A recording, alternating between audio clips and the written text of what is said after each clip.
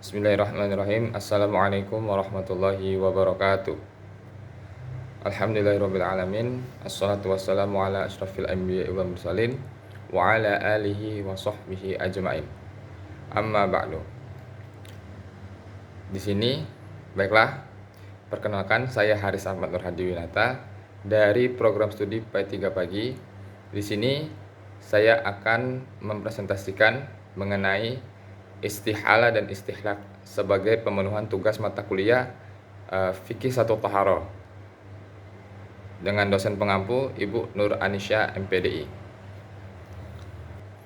Baik, yang pertama yaitu tentang istihala.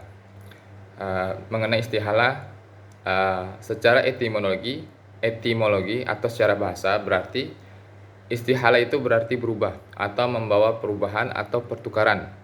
Sedangkan secara terminologi atau secara istilah, istihala adalah perubahan hukum suatu hal ke hal yang lain. Dan di dalam Kashful Al-Qina disebutkan bahwa tughayyiru syai'in 'anit tab'ihi wa wasfihi. Berubahnya suatu benda dari tabiat dan sifatnya. Menurut Wahbah Zuhaili yaitu berubahnya suatu benda najis ke benda yang lain, baik dengan sendirinya atau melalui upaya atau usaha. 2. Hukum istihala dan contohnya. Hukum istihala terbagi menjadi dua pendapat di antara kalangan ulama fikih, yaitu yang pertama adalah istihala dapat merubah status hukum benda. Golongan Malikiyah, Hanafiyah, dan Az-Zahiriyah memilih pendapat ini dan menggunakan secara mutlak. Sementara yang kedua, pendapat kedua yaitu bahwasannya istihala itu tidak dapat merubah status hukum benda. Golongan Syafi'iyah dan Hambaliyah memilih pendapat ini dan menggunakannya secara hati-hati. Dari pendapat yang pertama itu, kenapa ulama Malikiyah dan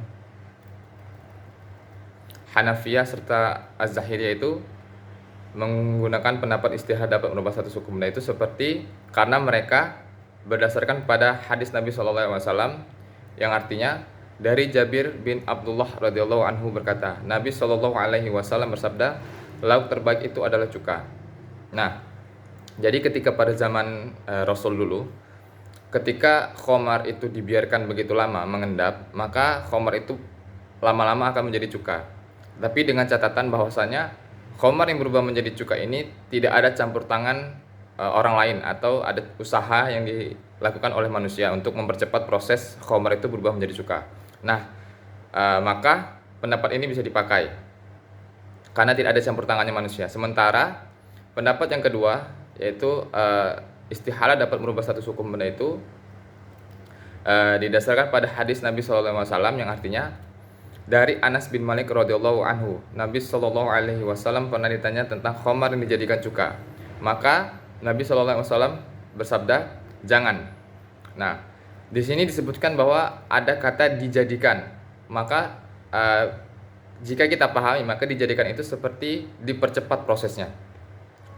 Maka ketika ada khamar diubah menjadi khamar diendapkan atau dibiarkan lalu prosesnya dipercepat dengan usaha manusia, maka hal tersebut itu yang menjadi haram atau tidak boleh. Karena analoginya seperti ketika seorang anak itu membunuh ayahnya untuk mendapatkan warisan.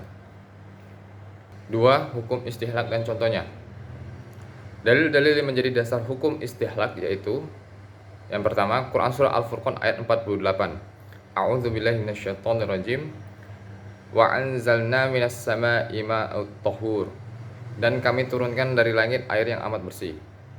Adapun hadis-hadis Nabi SAW diantaranya yang pertama seperti bersabda Nabi SAW, dia air laut itu bias, mensucikan dan halal bangkainya. Hadis riwayat Abu Daud, Nasai, dan Tirmizi. Yang kedua, bersabda Nabi SAW, sesungguhnya air itu suci, tidak dapat dinajiskan oleh sesuatu pun. Hadis riwayat Abu Daud, Nasai, dan Tirmizi. Para ulama menjelaskan bahwa suatu benda najis dan atau haram yang bercampur dengan air suci yang banyak sehingga najis tersebut lebur, tak menyisakan warna atau baunya, maka ia menjadi suci. Jadi dalam kondisi tertentu, air yang najis bias berubah menjadi suci apabila bercampur dengan air yang suci yang banyak. Contohnya, Yang pertama, ketika khamar atau alkohol dimasukkan dalam suatu materi, lalu dimasukkan ke dalamnya berbagai materi yang lain sehingga sifat khamar yang memabukkan itu hilang dan tidak bersisa sama sekali, maka materi tersebut dianggap statusnya halal, atau di sini dalam kasusnya disebut dengan istihlak. Yang kedua, air 2 kulah, di mana kotoran kecil menjadi tidak najis karena sudah bercampur dengan air yang jumlahnya lebih banyak. Yang ketiga, penggunaan enzim babi dalam vaksin.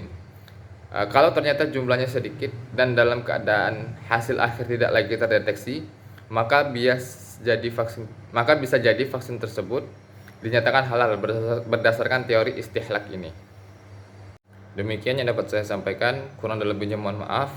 Semoga apa yang saya sampaikan akan menambah pengetahuan dan wawasan kita mengenai tentang fikih-fikih toharoh ini.